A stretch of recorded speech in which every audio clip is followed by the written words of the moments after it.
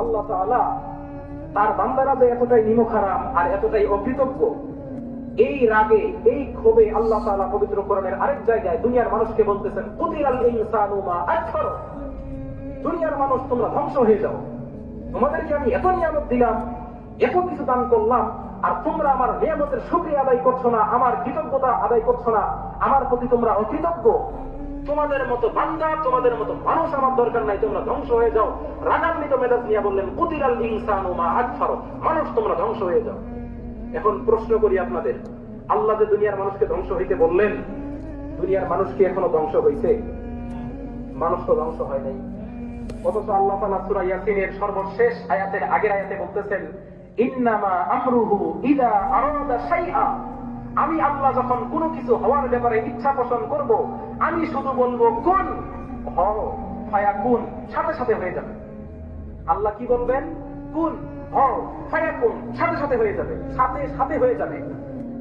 কিন্তু যেখানে আল্লাহ বলতেছেন যে আমি যা বলবো তাই হবে, কিন্তু এখানে যে আল্লাহ বললেন যে দুনিয়ার মানুষ তোমরা ধ্বংস হয়ে যাও, তো দুনিয়ার মানুষ তো ধ্বংস হইল না। এখন যদি আল্লাহকে প্রশ্ন করা যায় যে আপনি যা বললেন তাই নাকি হবে, ওই মানুষকে ধ্বংস হইতে বললেন, মানুষ তো ধ্বংস হইল না, এরকম প্রশ্ন আসে কিনা? এটা বুঝাচ্ছেন আল্লাহ তাআলা। মুফাসসিরুনে কেরাম বলেন যে ও দুনিয়ার মানুষ, দুনিয়ার মা বাবার দিকে তাকাও, দুনিয়ার মা বাবার দিকে তাকাও। দুনিয়ার মা বাবা তার সন্তানকে নিজের জীবনের চাইতেও ভালোবাসে, বাসে কিনা? দুনিয়ার মা বাবা তার সন্তানের জন্য নিজের জানকেও কুরবান করে দিতে পারবেন। মা বাবা সন্তানকে কত কষ্ট করে লালন পালন করে বড় করেছে, আজকে সন্তান মা বাবার অবাধ্য হয়ে চলতেছে, মা বাবার কদর বোঝে না।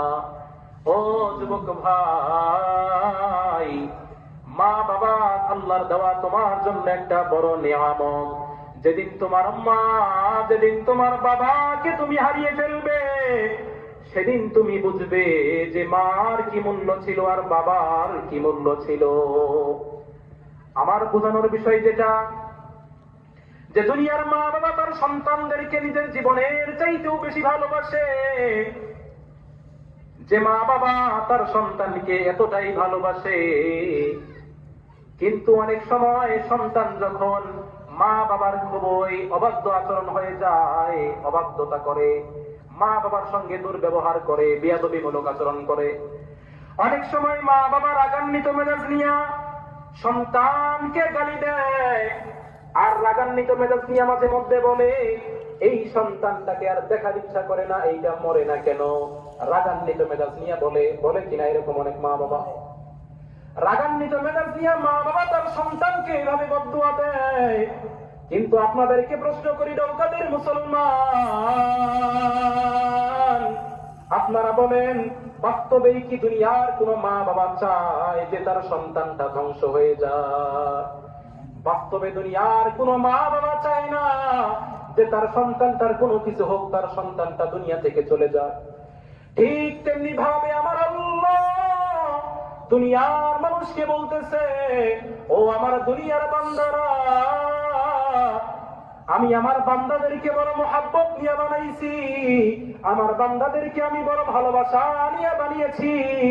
আমি আল্লাহ কোনোদিনও চাই না যে আমার বান্দারা ধ্বংস হয়ে যাক।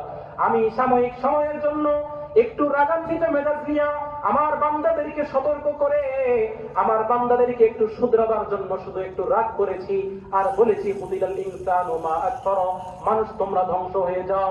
কিন্তু আমি আল্লাহ কোনোদিনও চাই না যে আমার বান্দাগুলো ধ্বংস হয়ে যায়। তাহলে আল্লাহ তাআলা আমাদেরকে কতটা ভালোবাসেন, কতটা মহব্বত করেন।